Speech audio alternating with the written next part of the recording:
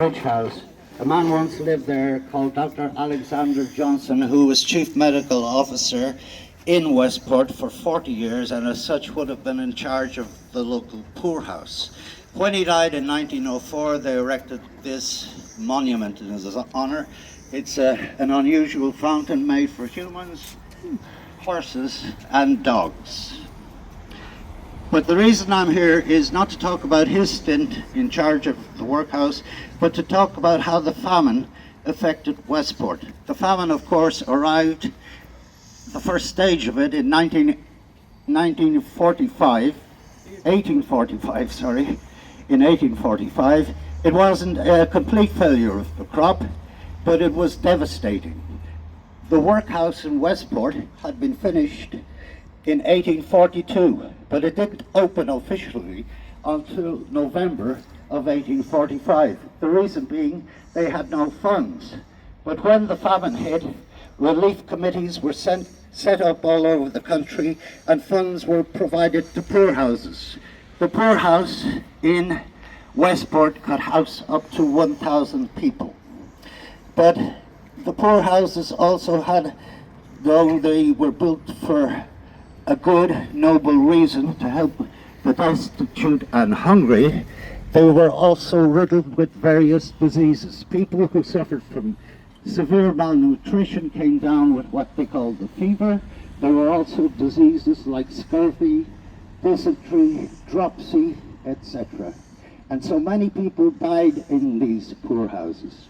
Many of the people who helped out in the poorhouses were Catholics and Protestants, religious people. In fact, it was a dangerous thing to do.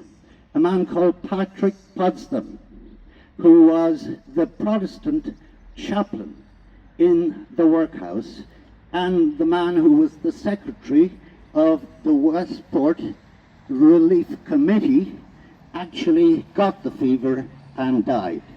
The Catholic chaplain, in the meantime, he, in 1847, on a spot of land close to the workhouse, known locally as the Rocky, consecrated the ground, and many of the people who died in the poorhouse were buried in a mass grave there.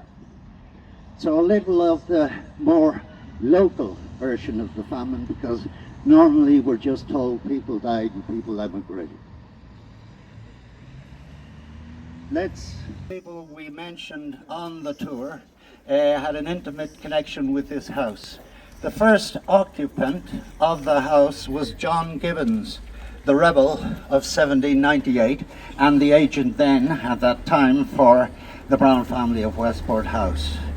When he lost his job in 1798, he also lost his house, because not only did Mr. Clendenning take over as agent, he also got to take the house.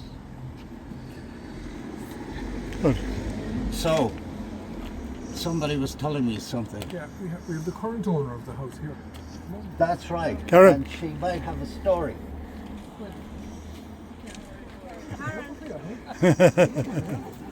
Somebody said something about a story about a ghost. Well, there is supposed to be a ghost in the house. Mike, the mic, you need the mic. Use the mic, yeah, use the mic, right up to your mouth, yeah. There is supposed to be a ghost in the house. Up. We're the current Up, owners. right up. And we did it up a few years ago. Well, we're still doing it up, and we will be for another few years. But there is a story that there is a ghost there called Nuncle. And we haven't seen him, but there was a brother, a Christian brother who lived in the house who came to visit us 2 years ago, and he said that his colleague had actually seen the ghost. And the ghost would be in the second floor up, the 3 windows in the middle, there he is, yeah. in that room. So, needless to say, I don't want to see him. Definitely not. But his name is Nuncle, and it is in the historical records that there is one there. But as I said, I told him to buzz off when we got the house. So far he's obliged. He might not. He might appear now tonight. Who knows? But, When was it built? I heard you say about Clendenning 1882. taking it up. 1882. 1783 was when it was actually built, and then when George Clendenning took it over, it wasn't the same size as it is now.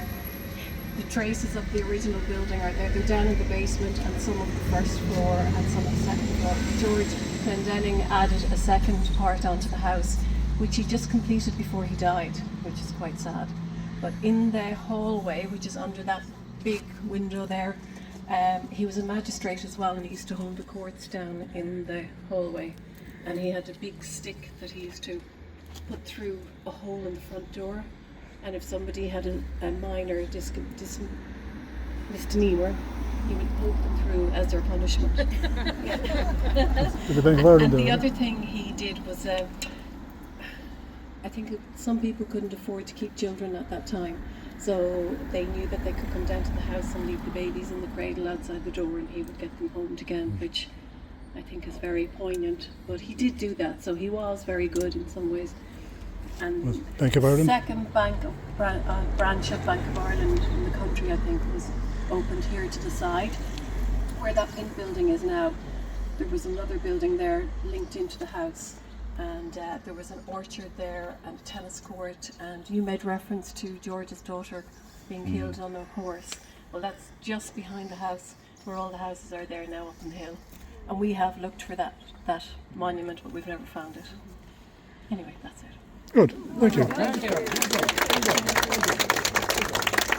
All right. Finished? You just talk, yeah.